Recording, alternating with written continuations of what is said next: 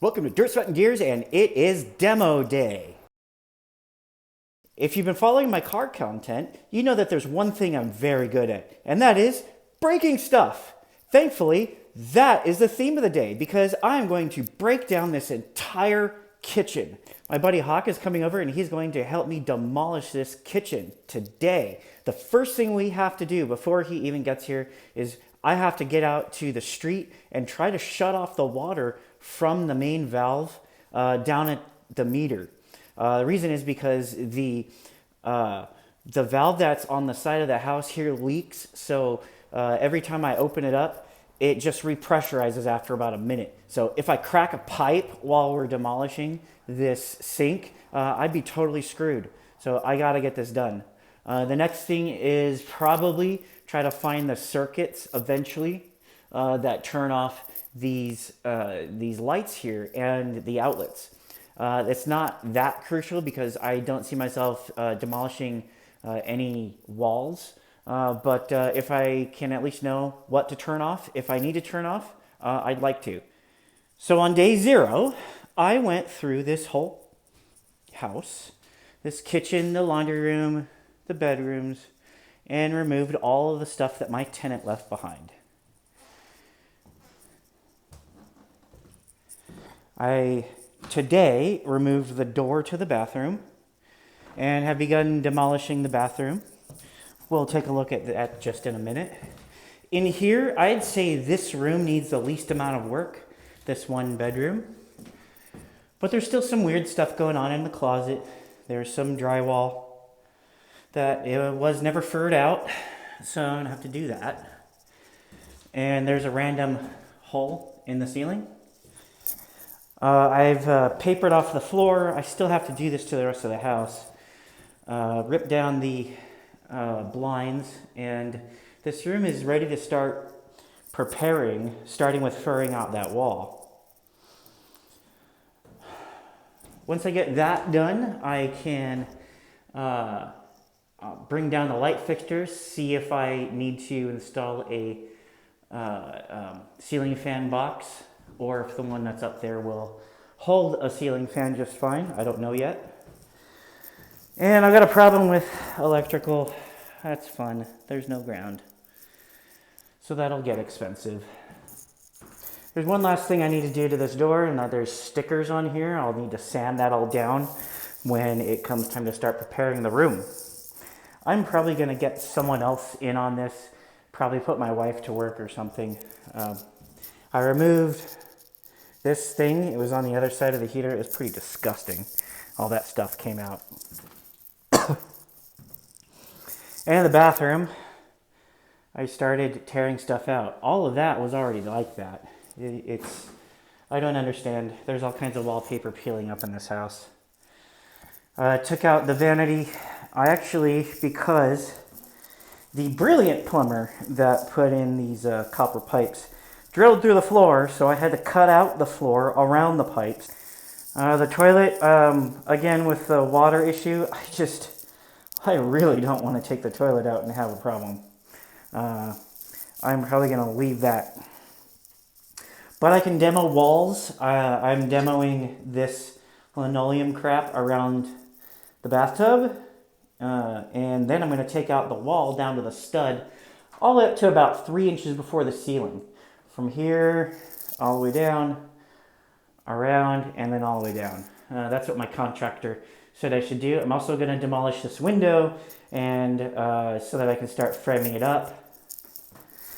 And you know, this bathtub is not in terrible shape. I am a little bit torn about whether or not I'm going to replace it or not. This wall heater is electric, so obviously I need to shut off the breaker if I'm going to touch that. I will eventually, but one step at a time. Over here, I cleaned out all of this crap, and again, I've got some stuff going on with the walls,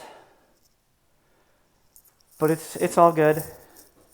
Here, I cleared all of this crap out. I'm going to cut those coax cables, drop them into the floor. We are not going to allow people to drill holes in the floors from now on. They're going to do it the right way. They're going to put an outlet on the wall like civilized human beings, and not destroy 80-year-old hardwood. That's going to go in the trash, out to the dump. And these, I don't know, it's supposed to look like a crown molding, but it's wallpaper. That's all coming down. And again, this door, you know, I don't know if I want to demo this right away and start framing it, because it is actually pretty handy to be able to throw stuff out in the trash pile out back. Speaking of the trash pile out back, let's take a look at this. This is pretty much a complete dump run just from day zero. It's pretty brutal. But now I'm actually demoing the house itself and not throwing out the tenant stuff. So that's progress. So I've run through every circuit on this electrical panel and come up with some interesting results. The first four, I don't know what they do. I think they do nothing. The next one appears to be a kitchen. The other one next to that appears to be over sink and living room wall sconces. So that could be an entire room. That could just be the overhead lights. I don't know. The next one appears to be living room outlets on 15 amp. And flipping over, one right after that, this 15 right here is the entire back half of the house. The entire back half of the house. This 50, I don't know. I think it's a laundry room. And then the 125 here is the master. Let's take a look at another problem with this entire back half of the house that is on one single circuit.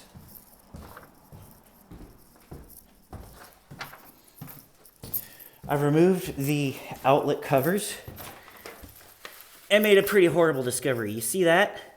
That's cloth. That is a cloth-wrapped wire. That is a fire hazard. That is in half the house. That might cost me thousands of dollars. This is a huge disappointment. When I bought this house, I was told that it had modern electrical. Apparently, it only has modern electrical in half the house, and it's not even done very well. My hope is that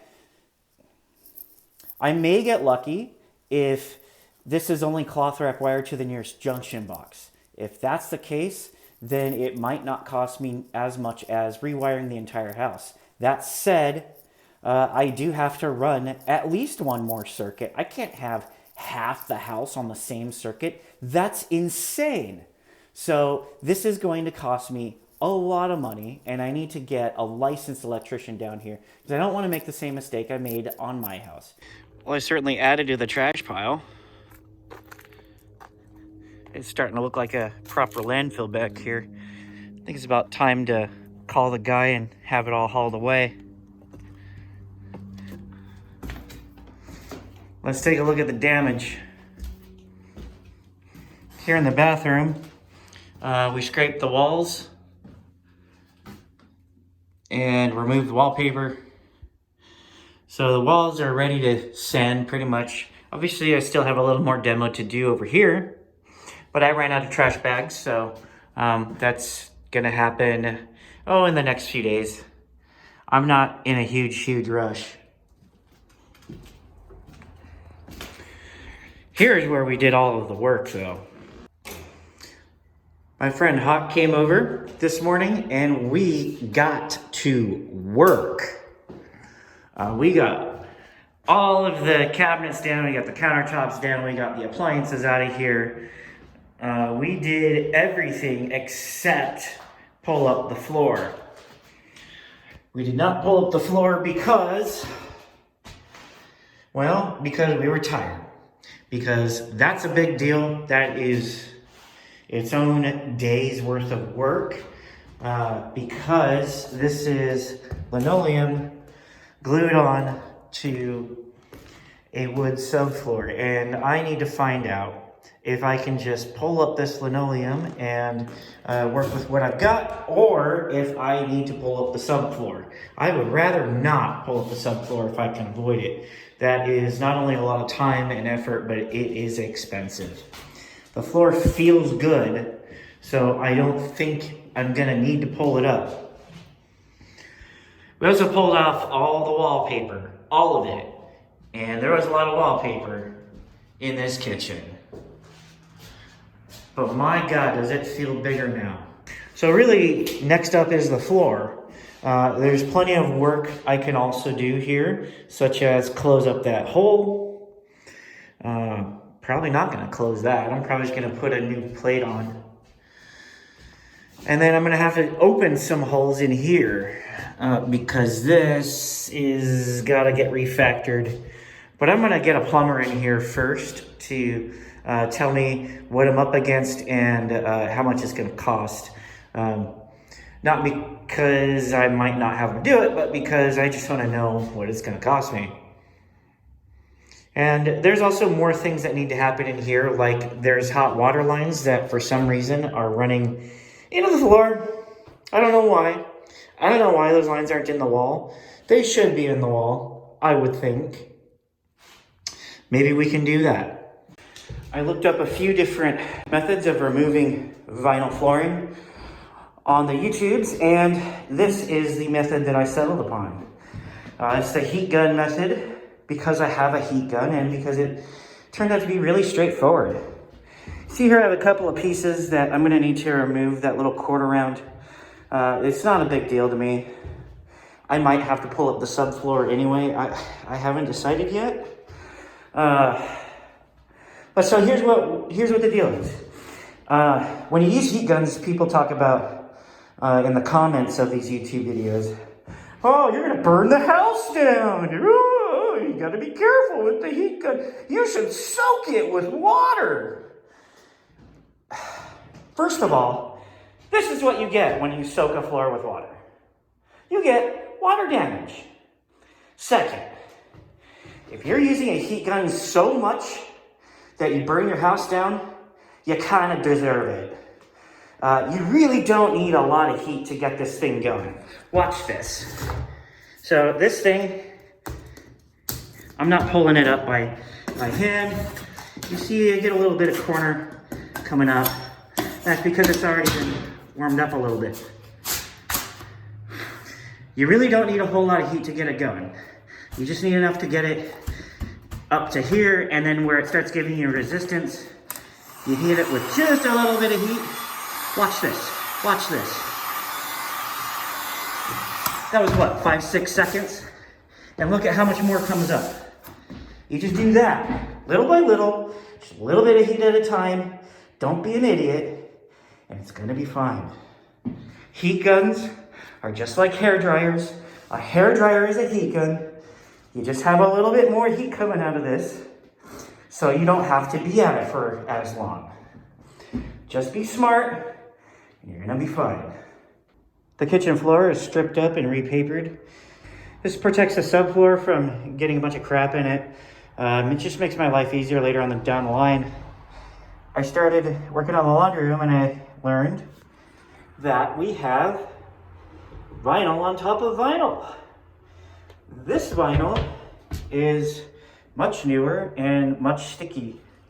But I have this bright idea that since this is a relatively small room, I might be able to pull both layers up in one big ass sheet. Let's see how that goes. Well, that turned out to be not the worst idea I've ever had. The results are, well, I guess I should have expected this. It's okay. It's a laundry room. I might have to, probably going to replace a good bit of that subfloor there. But there's so much dust, which I'm pretty sure was quite toxic. I think throughout the week, since I only have a few hours to spare every day after work, I can get started on some easy things like, getting this room ready to go. This room is mostly done except for the cloth wrap wire. I don't need to wait for the electrician in order to do things like get the walls ready to paint, sand them down, fill in the holes, and primer it and get it ready to paint. I don't need an electrician to pull out this fixture and potentially install a ceiling fan, unless I need to put in a new box. If I need to put in a new box, then I would have the electrician do it, probably, since he's going to go up in the attic anyway. But I would really like to get this room moving, because why not? I've got the time. This room is in fairly good condition, and if I can get something done, completed in this house, it will feel really, really good, and I feel like it will build momentum. I've got 7 windows. Not to be confused with Windows 7, because I definitely would not spend $3,000 on Windows 7. Now, I gotta say, when I'm loading them up on the trailer, they really do feel enormous.